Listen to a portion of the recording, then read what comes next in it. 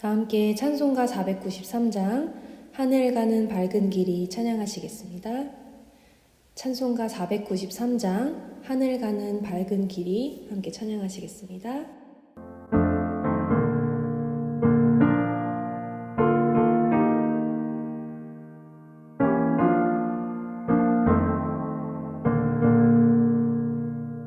하늘 가는 밝은 길이 내 앞에 있으니 슬픈 일을 많이 보고 늘 고생하여도 하늘 영광 밝음이 어두운 그늘에 지니 예수 공로 의지하여 항상 빛을 보도다. 내가 염려하는 일이 세상에 많은 줄 속에 근심 밖에 걱정 늘 시험하여도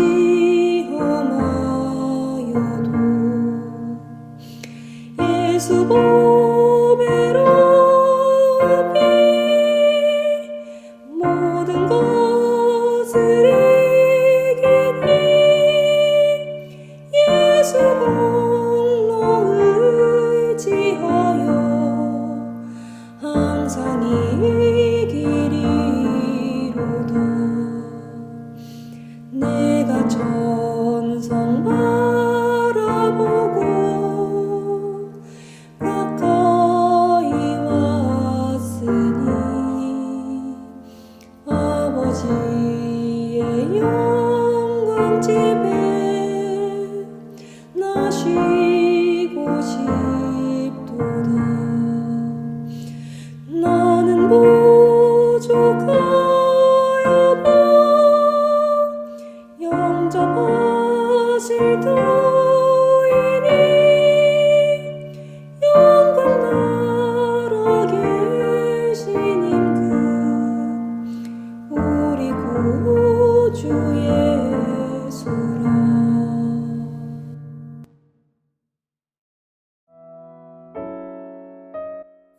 함께 기도하시죠. 하나님 감사합니다. 은혜 가운데 또 새벽을 맞고 주님 앞에 말씀을 받으며 하나님께 지혜를 얻기를 원합니다.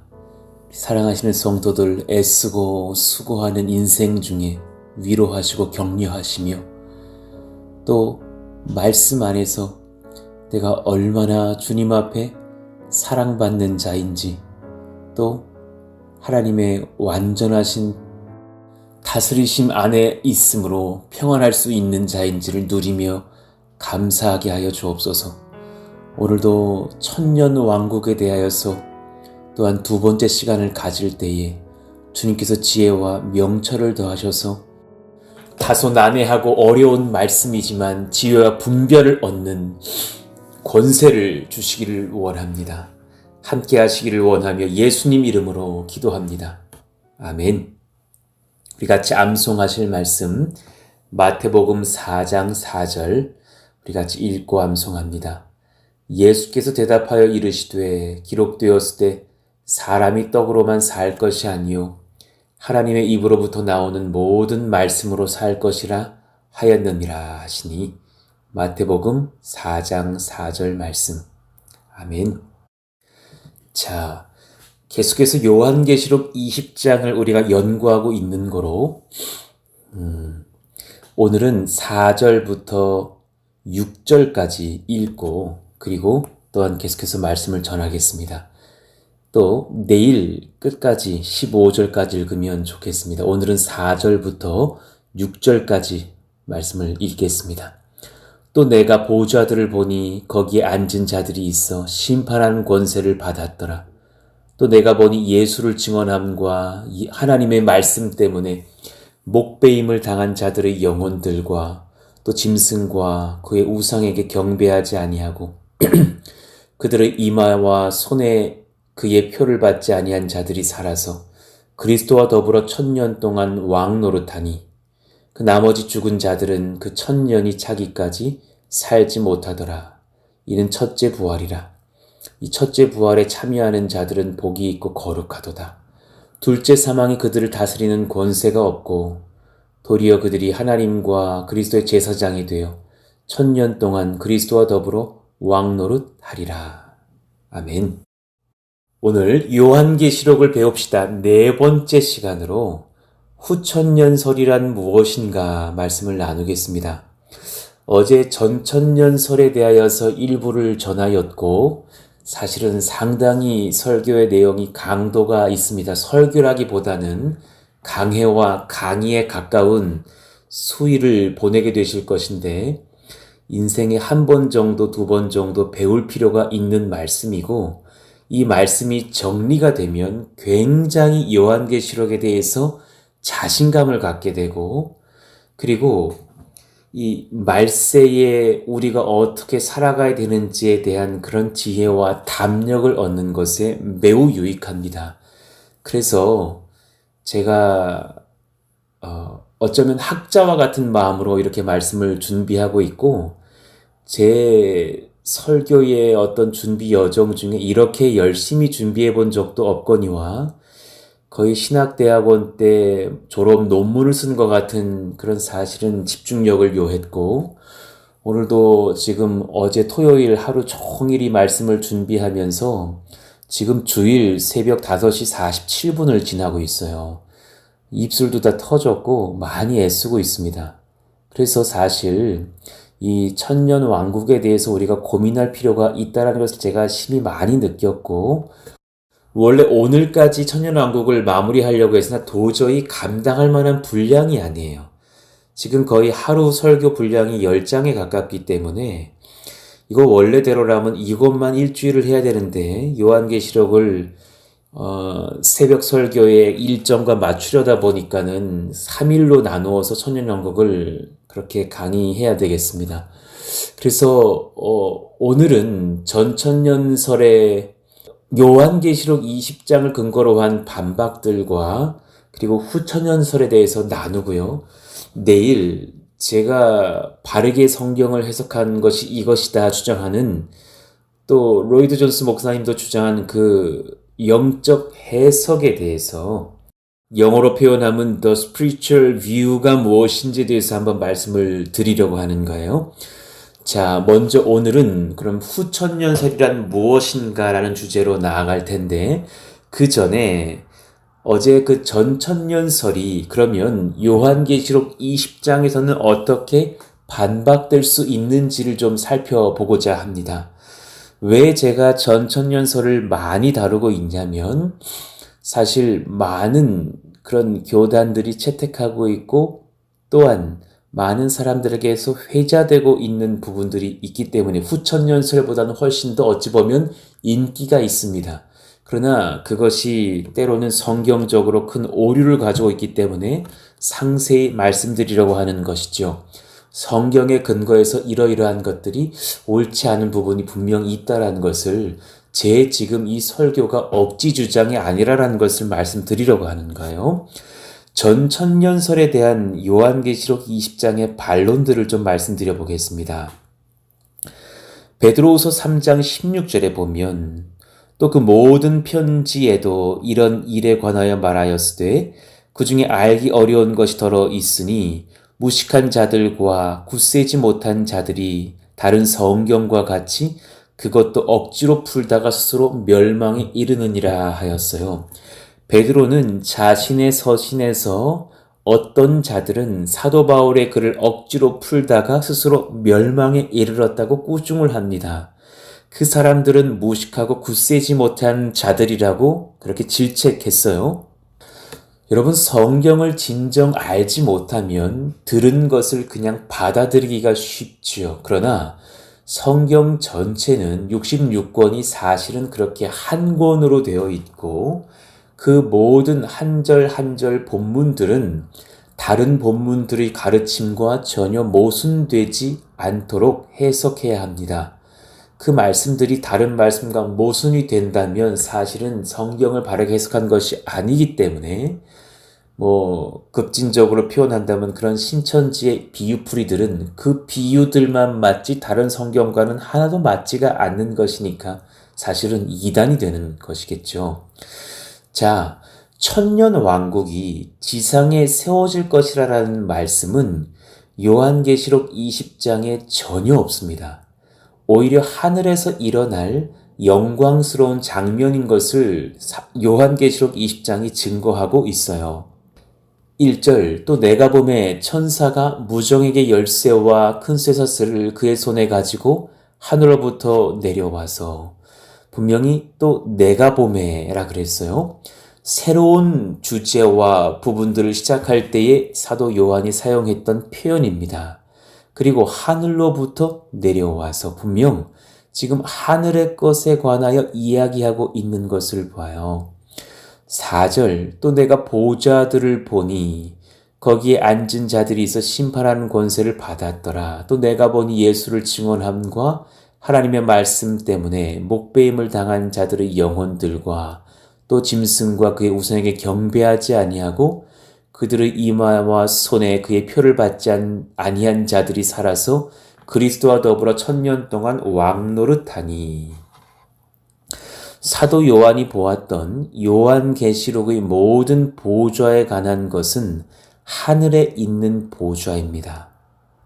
지금 땅에 있는 어떤 왕의 앉아있는 의자가 아닙니다. 하늘에 있는 하나님과 그의 아들 예수님의 보좌, 그리고 또한 거기에 여러 성도들의 영혼들이 앉아있는 보좌를 이야기해요. 이 상세한 이야기들은 내일 또한 이어가겠습니다. 결코 땅에 있는 보좌가 아니에요. 요한계시록에는 제가 다 세봤는데요. 총 45회 보좌라는 단어가 등장합니다. 그런데 단 한 번도 땅에 있는 보좌를 말한 적이 없습니다. 예를 들면 요한계시록 4장 2절이요. 내가 곧 성령에 감동되었더니 보라 하늘에 보좌를 베풀었고 그 보좌 위에 앉으신 이가 있는데 지상의 보좌에 대한 언급은 전혀 없습니다. 특히나 20장은 지상이라든가 팔레스타인 지역이라든가 유대인에 대한 언급은 조금도 없습니다. 전 천년설이 지상과 유대인과 재건될 예루살렘과 성전과 이런 것들에 대해서 또 유대인들이 나중에 높은 지위를 얻을 것이라는 그런 해석을 하는 초기 전천년설 주의자들에 대한 말씀과는 주장과는 상반됩니다. 지금 이 장면은 철저히 하늘에서 일어나고 있는 어떤 장면인 것을 깨닫습니다. 특히나 목배임을 당한 자들의 영혼들과 라고 했습니다. 요한은 목배임을 당하고 죽었던 자들의 영혼을 하늘에서 본 것이라는 것을 깨닫게 됩니다. 두 번째, 요한계시록 20장은 상징의 언어들로 일관되게 해석해야 합니다. 그러니 20장은 천년 왕국이라는 상징의 기간이 있은 이후 최후의 심판이 있다라는 것을 증거하고 있는 것이에요. 자, 그런 증거들을 20장 안에서 한번 제시하겠습니다. 예를 들어 봅시다. 1절 또 내가 보매 천사가 무적행의 열쇠와 큰 쇠사슬을 그의 손에 가지고 하늘로부터 내려와서 용을 잡으니 그랬어요. 자, 보십시다. 천사가 사탄을 잡아 결박하는 데 사용한 큰 쇠사슬. 여러분, 이것은 누구라도 상징적인 표현이라는 것을 알 수 있을 거예요. 사탄은 영적인 존재지 정말 쇠로 만든 그런 쇠사슬을 가지고서 결박하고 묶어두는 그런 육신을 가지고 있는 사람과는 다른 존재라는 것을 여러분이 아실 것입니다. 천사가 사탄을 결박하여 둘 것이라는 그 사실 자체, 그것이 본질이지 이것을 물리적으로 해석할 것이 아니라는 것을 압니다. 사탄도 결국 영이기 때문이죠. 그렇다면 그런 말씀 안에서 천년이라는 것도 하나님의 완전하신 통치의 기간을 상징하는 것이지 총체적인 어떤 기간으로 해석하는 것이 맞지 물리적이고 수적인 천년이라고 보기는 어렵다라는 것입니다. 확실한 것은 완전한 예수님의 통치를 받는 기간이 최후의 심판보다 먼저 온다라는 것이 이 20장의 핵심입니다. 또한 이것도 상세한 해설은 내일 드리겠습니다. 본 장에서 11절에서 13절에 이르기까지 최후의 심판은 일어나지 않았어요. 11절부터 13절. 또 내가 크고 흰 보좌와 그 위에 앉으신 이를 보니 땅과 하늘이 그 앞에서 피하여 간데 없더라. 또 내가 보니 죽은 자들이 큰 자나 작은 자나 그 보좌 앞에 서 있는데 책들이 펴 있고 또 다른 책이 펴졌으니 곧 생명책이라. 죽은 자들이 자기 행위를 따라 책들에 기록된 대로 심판을 받으니 바다가 그 가운데에서 죽은 자들을 내주고 또 사망과 음부도 그 가운데에서 죽은 자들을 내주매 각 사람이 자기의 행위대로 심판을 받고. 최후의 심판, 예수님의 재림은 그러니 11절에서 13절을 연구해 봤을 때에 천년 왕국 이후에 일어난다라는 것을 알게 돼요. 그러니 천년 왕국 전에 예수님의 재림이라든가 지상 낙원에서 성도들이 예수님과 함께 어쩌면 그런 천상과도 같은 삶을 누리게 되는 것이 아니라는 것을 성경은 오히려 강조하고 있어요. 최후의 심판과 예수님의 재림은 천년 왕국 이후에 있다라고 말씀하고 있어요. 그렇다고 제가 지금 후천년설을 주장하고 있는 것은 결코 아닙니다. 베드로후서 3장의 말씀과도 일치해요. 베드로후서도 이 땅에서의 천년 왕국을 언급하지 않았어요. 도둑같이 임할 것이라는 주님의 날은 최후의 심판을 의미하고 있다는 것을 깨달아요. 베드로후서 3장 9절 이유를 봅시다. 주의 약속은 어떤 이들이 더디다고 생각하는 것까지 더딘 것이 아니라 오직 주께서는 너희를 대하여 오래 참으사 아무도 멸망하지 아니하고 다 회개하기에 이르기를 원하시느니라. 10절. 그러나 주의 날이 어떻게 해요? 도둑같이 오리니 그날에는 하늘이 큰 소리로 떠나가고 물질이 뜨거운 불에 풀어지고 땅과 그 중에 있는 모든 일이 드러나리로다. 이 모든 것이 이렇게 풀어지리니 너희가 어떠한 사람이 되어야 마땅하냐. 거룩한 행실과 경건함으로 하나님의 날이 임하기를 바라보고 간절히 사모하라. 그날에 하늘이 불에 타서 풀어지고 물질이 뜨거운 불에 녹아지려니와. 반복해서 10절 12절 물질이 뜨거운 불에 녹아질 것이라 그래서 지상의 것들이 의미 없어지는 날이 될 것이라는 확증의 말씀이에요. 지상 낙원이 펼쳐지지 않습니다. 우리는 그의 약속대로 의가 있는 곳인 새하늘과 새 땅을 바라보도다. 로마서 8장의 말씀과도 이 성경 해석이 일치해요. 20절 이유를 봅시다. 피조물이 허무한데 굴복하는 것은 자기 뜻이 아니요 오직 굴복하게 하시는 이로 말미암음이라. 그 바라는 것은 피조물도 썩어짐의 종로로 탄 데서 해방되어 하나님의 자녀들의 영광의 자유에 이르는 것이니라. 피조물이 다 이제까지 함께 탄식하며 함께 고통을 겪고 있는 것을 우리가 아느니라. 이 땅에서 피조물들 또 때론 성도들도 함께 고난을 겪고 있어요. 그뿐 아니라 또한 우리 곧 성령이 처음 익은 열매를 받은 우리까지도 속으로 탄식하여 양자될 것 곧 우리 몸의 속량을 기다리느니라. 또 미리 정하신 그들을 또한 부르시고 부르신 그들을 또한 의롭다 하시고 의롭다 하신 그들을 또한 영화롭게 하셨느니라. 이 땅에서 고난 당하다가 주님의 나라에 이르러서 그들은 영화롭게 될 때를 기다리게 되는 것이지 지상 낙원의 때가 따로 있다라는 것을 주장하지 않습니다. 예수님의 재림 이후에 우리는 그 영혼이 천국에서 거하다가 또한 우리의 육신의 회복까지도 경험하여서 정말 진정한 영화가 무엇인지를 하나님의 나라에서 경험하게 될 것입니다. 할렐루야. 그러니 로마서 8장에서 사도 바울이 환난과 핍박 중에 있는 성도들을 위로하며 격려하는 것, 제가 또한 여러분을 격려하고 위로하는 것은 그리스도와 함께 지상에서 1000년 동안 다스리는 영광스러운 기간이 올 것이기 때문이 아니에요. 성도는 탄식하며 양자 될 것, 우리 몸의 속량을 기다릴 것입니다. 우리의 소망은 그러니 장차 올 불에 의해서 모든 피조물에서 악과 죄가 제거되고 오히려 새하늘과 새 땅이 도래하는 최후의 승리를 바라봄에 있다는 것을 깨닫습니다. 여러분, 그 나라가 임할 것입니다. 이 땅에서 환란이 있을지라도 견디며 소망을 얻으시기를 원합니다. 여러분의 영혼이 예수님을 믿고 구원을 얻으셨습니까? 진실로 하나님 앞에 거룩한 은혜를 받은 백성들이 된다라는 사실입니다. 사도행전 3장에서 평생 일어서지 못했던 장애인을 치료한 그런 베드로와 요한이 그 사역 이후에 베드로의 설교를 통해서 예수님의 재림에 대한 말씀을 증거한단 말이에요. 그때 그 사도행전 3장의 베드로의 설교를 한번 읽어드릴게요. 18절 이후를 봅시다.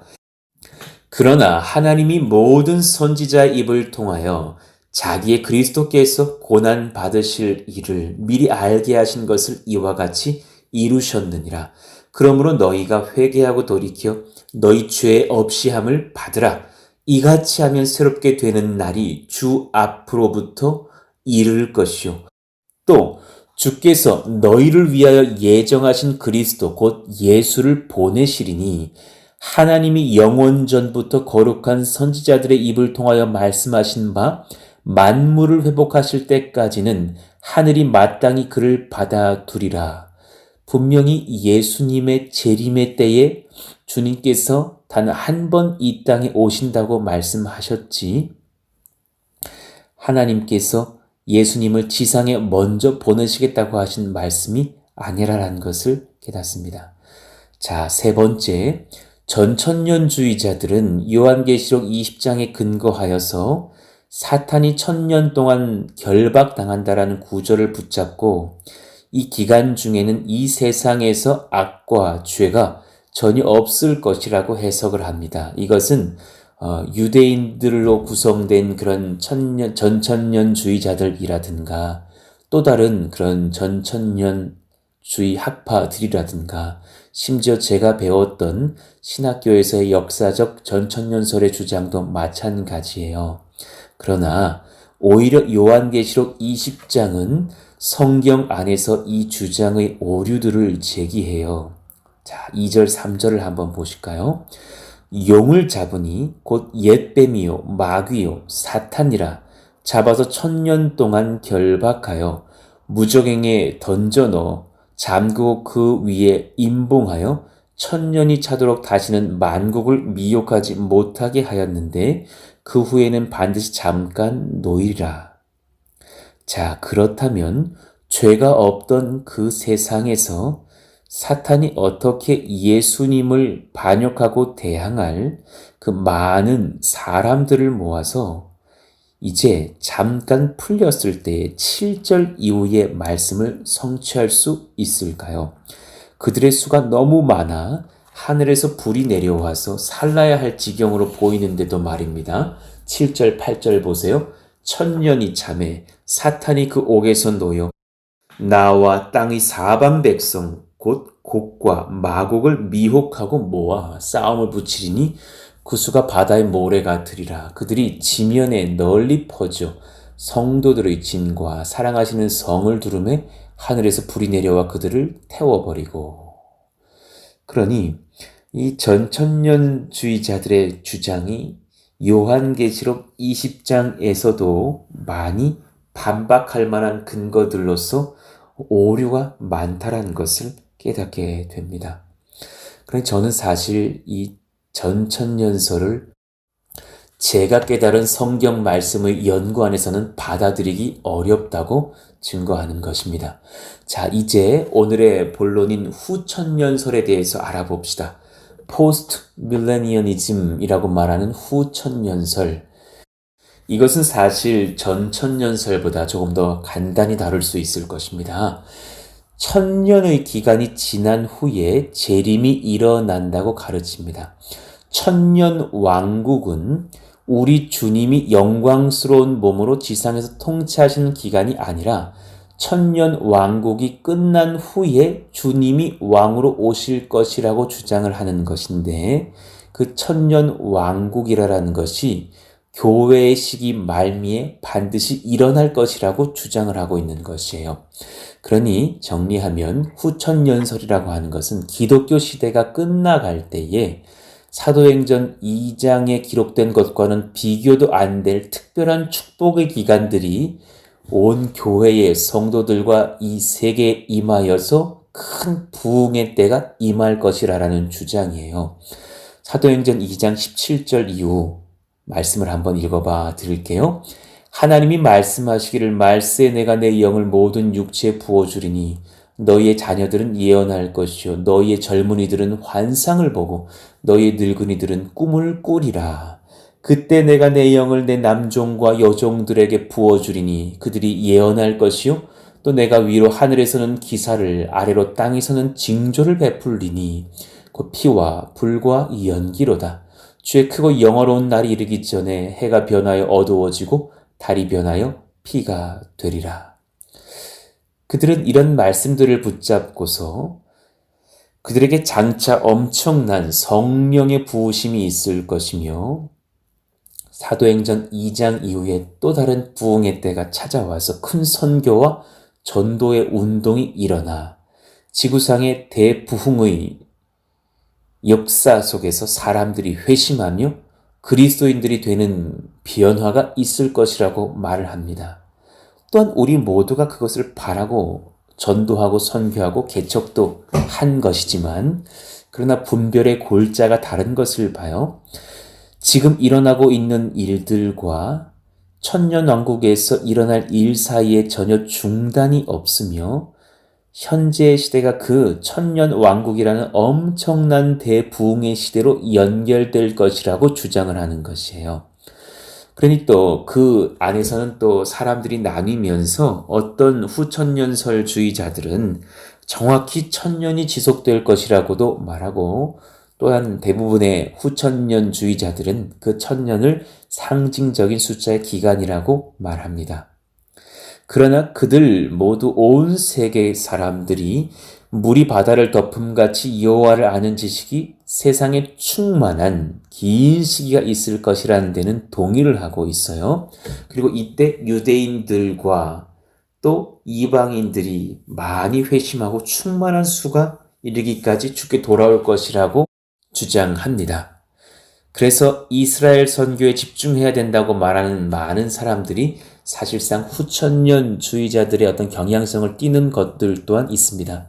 그렇다고 우리 모두가 이스라엘 백성들을 또한 선교의 대상으로 여기지 않는 것도 아니지만 말이죠.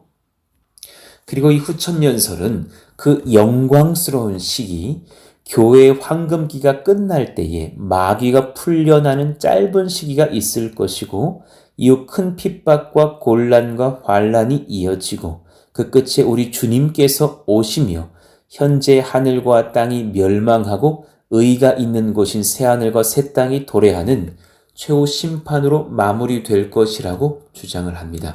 그러니 여러분 후천년설과 전천년설을 구별해 드릴게요. 좀 헷갈리시죠?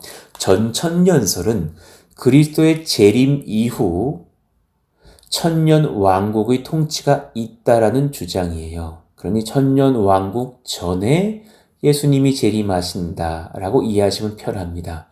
환란이 있고 예수님의 재림과 신자의 부활과 아마겟돈 전쟁이 있은 뒤에 그리스도의 천년 지상 통치가 있고 그리고 또한 다시금 예수님이 재림하셔서 마지막 심판이 있고 나서 그때 또한 악인들의 부활과 심판이 있고 새하늘과 새 땅이 있을 것이라는 두 번의 재림과 두 번의 신자와 악인의 부활을 주장하는 그런 이론이에요. 그러나 후천년설은 그리스도는 천년 왕국 후에 오시고 교회의 시대는 천년 왕국의 연결로 이어져서 끝이 날 것이라고 주장을 하는 거예요. 그러니 정리해보면 교회의 시대가 자연스럽게 천년 왕국의 시대로 이어졌다가 대부흥의 그런 교회의 역사를 경험한 뒤에 그리스도께서 재림하시고 그리고 우리가 새하늘과 새 땅에서 영원한 천국의 그런 입성을 할 것이다 주장을 하는 거예요. 후천년설은 사실 전천년설보다 지지하는 신학자들이 소수인 편이에요. 그러나 후천년설도 교회의 긴 역사를 통해서 계속해서 나타났던 견해이고 18세기 초에 많이 그 주장하는 자들이 확산되었었어요. 로이드 존스의 설교에 의하면 휘비라는 사람에 의해서 대중화되었고 1720년부터 1830년대까지 가장 인기 있었던 견해였다라고 말씀을 하셔요. 사실상 19세기 모든 위대한 개신교도들과 복음주의 주석가들이 상당히 이 견해를 많이 지지했어요. 대표적으로 찰스 하치와 그의 아들 A.A. 하치도 후천설을 지지했던 그런 목회자이고 신학자들이었어요. 자, 후천년주의자들이 붙들고 있는 성경 말씀들을 좀 살펴볼게요. 그들이 이 후천년에 대해 설교할 때에 주장할 때에 붙들고 있는 말씀들이 있어요. 첫 번째는 다니엘서 2장이에요. 그 뜨인 돌에 대해서 말씀을 하면서 엄청나게 그 뜨인 돌이 커져서 마침내 온 세계를 채운다고 했잖아요. 그러므로 이 복음과 그 나라가 온 세계를 덮도록 퍼질 것이라는 것이 그 천년 왕국에 대한 주장이라고 붙들고 있는 거예요. 다니엘서 2장 34절 이유를 좀 봅시다. 또 왕이 보신즉 손대지 아니한 돌이 나와서 그렇게 느부갓네살의 꿈을 다니엘이 해석하고 있는 장면이잖아요. 그 돌이 나와서 신상의 쇠와 진흙의 발을 쳐서 부서뜨리매 그때에 쇠와 진흙과 놋과 은과 금이 다 부서져 여름 타작 마당의 겨같이 되어 바람에 불려간 곳이 없었고 우상을 친 돌은 태산을 이루어 온 세계가 가득하였나이다. 그리고 44절 이유를 볼까요? 여러 왕들의 시대에 하늘의 하나님이 한 나라를 세우시리니 이것은 영원히 망하지도 아니할 것이요. 그 국권이 다른 백성에게로 돌아가지도 아니할 것이요. 도리어 이 모든 나라를 쳐서 멸망시키고 영원히 설 것이라. 손대지 아니한 돌이 산에서 나와서 쇠와 놋과 진흙과 은과 금을 부서뜨린 것을 왕께서 보신 것은 크신 하나님의 장래일을 왕께 알게 하신 것이라. 이 꿈은 참되고 이 해석은 확실하니다 하니 이 주장을 이 말씀을 붙들고서 그 다니엘이 해석한 뜨인 돌이 임하면서 다스려질 예수님의 나라가 바로 지상에 임할 교회 시대 이후에 연결될 천년 왕국의 교회의 대부흥기라고 주장하는 거예요. 또 이사야 11장, 하박국 2장, 마태복음 13장의 몇 절들도 후천년설에 뒷받침되는 주장들로 사용되어져요. 읽어드려볼게요. 이사야 11장 9절 내 거룩한 산 모든 곳에서 해됨도 없고 상함도 없을 것이니 이는 물이 바다를 덮음같이 여호와를 아는 지식이 세상에 충만할 것임이니라. 하박국 2장 14절 이는 물이 바다를 덮음같이 여호와의 영광을 인정하는 것이 세상에 가득함이니라. 마태복음 13장 31절에서 32절 또 비유를 들어 이르시되 천국은 마치 사람이 자기 밭에 갖다 심은 겨자씨 한 알 같으니 이는 모든 씨보다 작은 것이로되 자란 후에는 풀보다 커서 나무가 되며 공중의 새들이 와서 그 가지에 깃들이느니라. 그러나 여러분, 이런 말씀들이 예수님께서 이 땅에 세우실 지상의 천년 왕국, 즉 교회의 왕성한 부흥만을 주장하는 말씀으로 해석할 수는 없어요. 오히려 예수 그리스도의 복음의 능력과 십자가의 죽음과 부활과 이후에 성령의 역사 속에서 교회를 향한 하늘에서의 통치와 그리고 이후에 예수님의 재림과 심판과 구원의 모든 이 역사를 승리로 이끄실 것이라는 예수님의 권세, 하늘아버지의 권세, 하나님 나라의 권세가 얼마나 강력한 것인지에 대한 말씀으로 보는 것이 더욱더 합당하다라는 거예요. 하나님의 나라가 확장되어져서 전 세계를 덮을 것임을 분명히 주장하지만 그리고 우리는 실제로 아직까지 그런 일을 보지 못하고 있어요.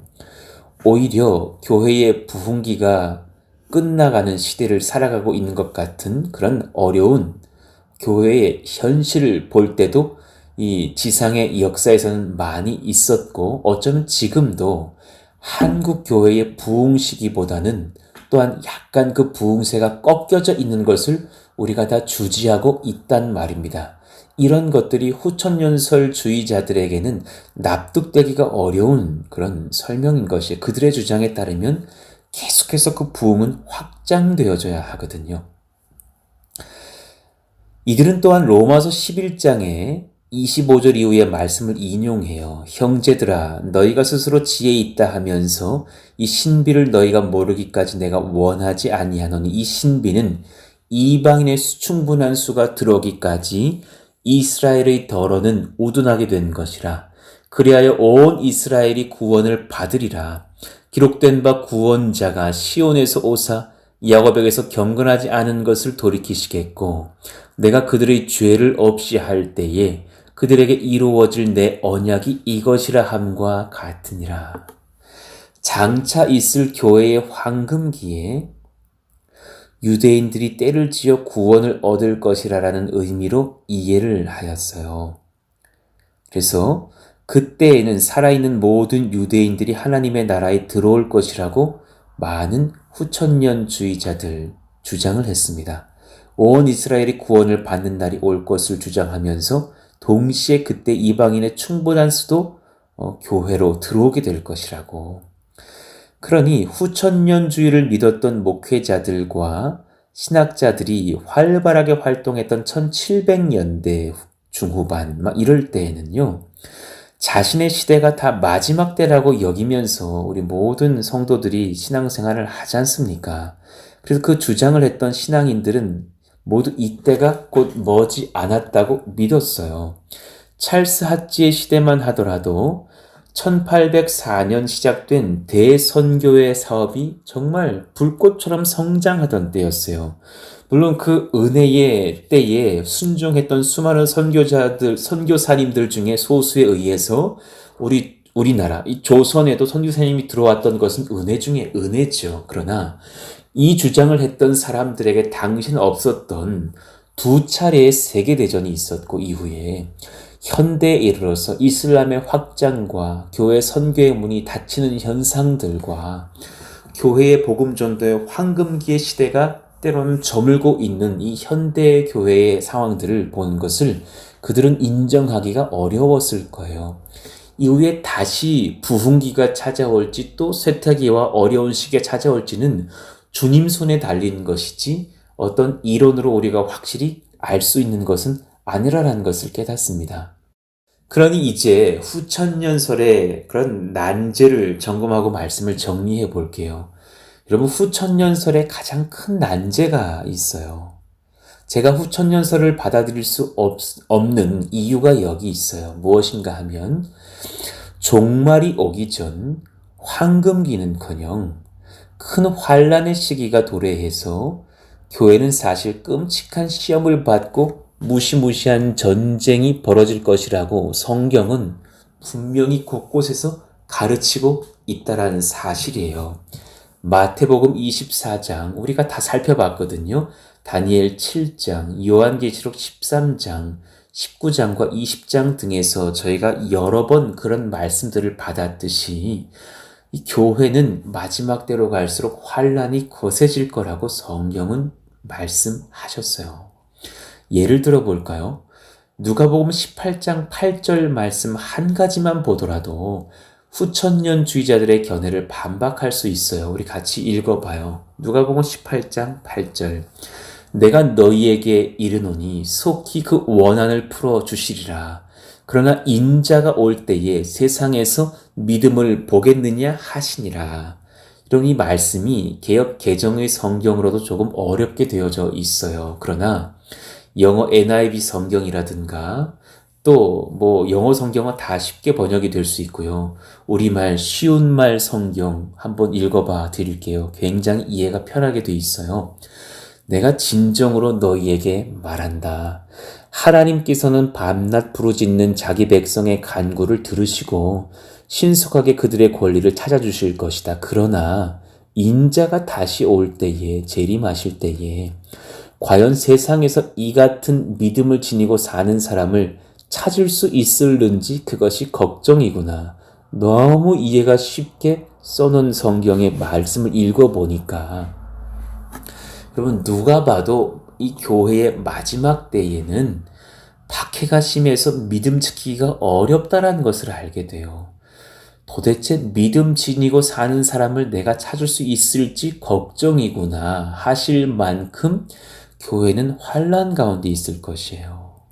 그래서 제가 이렇게 천년 왕국에 대한 설교, 요한계시록에 대한 설교를 철저히 하려고 애쓰는 이유도 그 마지막 때의 환난을 이길 수 있는 성도들로 목양하는 것이 제가 이 성경을 붙들고 있는 목회자로서 바른 자세라고 믿기 때문이지 않겠어요. 주님께서 재림하실 그때에 세상의 믿음 지킨 자들이 전혀 남아있지 않을 듯 보일 정도로 환난과 박해가 심할 것이에요. 물론 그때 주님께서 저와 여러분들을 믿음 잘 지키고 인내할 성도로 붙들고 계실 것이지만 말입니다. 후천년주의자들의 주장에 따르면 엄청난 황금기 직후에 그런 풍성한 은혜의 천년 왕국이 끝난 이후에 예수님이 재림하신다고 하였는데 이런 말씀들에 의하면 그런 주장을 받아들이기는 상당히 어렵습니다. 은혜의 황금기를 보내던 교회가 갑자기 주님께 다 등을 돌리는 듯한 태도를 보이면서 누가복음 18장 8절의 말씀처럼 이야 정말 세상에서 믿음 지킨 자들을 찾을 수 있겠느냐 하시는 주님의 염려를 듣게 될 정도로 세상이 급변할 것이라고 보기는 너무 어렵습니다. 특히나 예수님께서 말씀하신 주님의 재림은 그런 환난 가운데 있을 때에 주님께서 도적같이 갑작스럽게 올 것이라고 말씀하셨어요. 데살로니가전서 5장 2절 주의 날이 밤에 도둑같이 이를 줄을 너희 자신이 자세히 알기 때문이라. 요한계시록 3장 3절 그러므로 내가 어떻게 받았으며 어떻게 들었는지 생각하고 지켜 회개하라. 만일 일깨지 아니하면 내가 도둑같이 이르니니 어느 때에 내게 이르는지 내가 알지 못하리라. 요한계시록 16장 15절 보라 내가 도둑같이 오리니 누구든지 깨어 자기 옷을 지켜 벌거벗고 다니지 아니하며 자기의 부끄러움을 보이지 아니하는 자는 복이 있도다. 주님은 반복적으로 너희들은 환난 가운데 박해 가운데 살 수 있겠으나 그러나 내가 도적같이 속히 올 것이고 그날을 너희들은 기다리고 인내하며 내가 왔을 때 칭찬받는 믿음을 지키고 하나님 나라로 구원을 얻기를 원한다고 말씀하셨다라는 것입니다.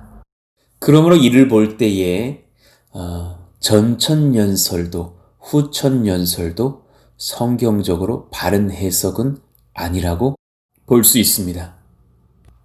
내일은 제가 그렇다면 바르게 해석할 수 있는 요한계시록 20장의 천년 왕국에 대한 그런 건강한 영적 해석을 해드릴게요.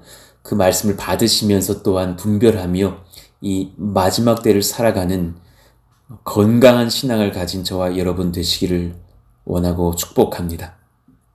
오늘 말씀을 다소 강의와 같은 말씀들 그러나 잘 들어주셔서 감사하고 우리 같이 493장 하늘 가는 밝은 길이 우리 하나님의 나라를 소망하면서 우리 1절 찬양하고 기도하기를 원합니다. 하늘 가는 밝은 길이 내 앞에 있으니 슬픈 일을 많이 보고 늘 고생하여도 하늘 영광 밝음이 어두운 그늘 헤치니 예수 공로 의지하여 항상 빛을 보도다. 아멘. 그리고 오늘 말씀을 돌아보시면서 우리 사랑하시는 성도님들 잘 이해할 수 있는 지혜를 달라고 기도해 주시기를 원해요. 여러분, 이런 설교 사실은 좀 낯설죠. 그리고 저도 이렇게 자주 하던 설교는 아닙니다. 그러나 누군가는 또 전해야 하고 또한 받아야 하는 말씀이라는 것은 모두가 인정하실 것입니다. 그러나 참 부목사 때도 이런 말씀 전할 기회도 없었는데 그래도 개척을 해보고 나니 이런 말씀을 또 우리가 대면하여서 모이지도 않을 때에 시간이 넉넉하여서 오히려 녹음하여서 요한계시록 이렇게 천년왕국에 대한 강해들도 해드릴 수 있는 것도 큰 은혜와 기쁨이라는 것을 깨닫습니다. 오늘 말씀을 잘 분별하면서 또 내일 모레 그 말씀 이어질 때에 정말 크고 풍성한 성령을 깨닫는 지혜를 얻게 해달라고, 그리고 우리 사랑하시는 자녀들, 청년들도 잘 들어보시면서 이런 말씀들이 여러분의 인생을 붙들 수 있는 양약이 될 것이니까요. 이렇게 말씀을 받고 이단으로부터도 분별하며 자유할 수 있는 그런 영적인 그런 기둥들이 될 수 있기를 원합니다. 오늘은 화요일입니다. 우리 사랑하시는 장년의 어르신들, 또 우리 성도님들 영육으로 강건케 하여 주시도록, 또 환우들을 치료하시고 회복하시도록, 또 코로나로도 아파하고 있는 이 모든 세계 만방의 백성들 불쌍히 여기시고 하나님께서 회복시켜 주시기를 원합니다. 정말 이 코로나의 상황을 봤을 때만도 참 마지막 때로 가고 있는 그런 어떤 증상 중 하나라는 것으로 참 예측이 될 만한 그런 상황인 것을 봅니다. 정말 깨어 있어야 될 줄로 압니다. 모든 세대의 성령 충만을 위해서 기도해 주시고, 교회 건축을 위해서도 여러분 큰 대출이 한 번 더 일어나야 하는데 최근 저에게 그런 기도가 많습니다. 은행의 대출로 갈 수 있을까? 어쩌면 성도들과 힘을 합하여서 대출을 일으켜내던 것은 아닌가까지도 고민을 해봅니다. 여러분 같이 기도해 주십시오. 같이 고민해 주십시오. 그것이 저만의 고민은 아니기 원합니다. 그저 이요한 목사가 알아서 하시겠지, 그런 마음들이 아니기를 원하고, 같이 함께 고민하고 함께 기도하면서 물질의 은혜를 구하고 성전 건축하는 저와 여러분들이 함께 그렇게 교회를 세워가는 여정들 또한 되기를 원합니다. 그래서 기도해 주시기를 원하고 같이 주여 부르시고 기도합니다. 주여! 하나님 감사합니다. 요한계시록의 어려운 말씀들을 해석해 갑니다. 전하는 저도 사실은 부담이 많이 있으나 하나님께 힘을 얻고 나아갑니다. 주님께서 도우시고 역사하셔서 말씀을 받는 우리 모든 권속들에게 양약이 되는 시간들이 되게 하여 주시옵소서.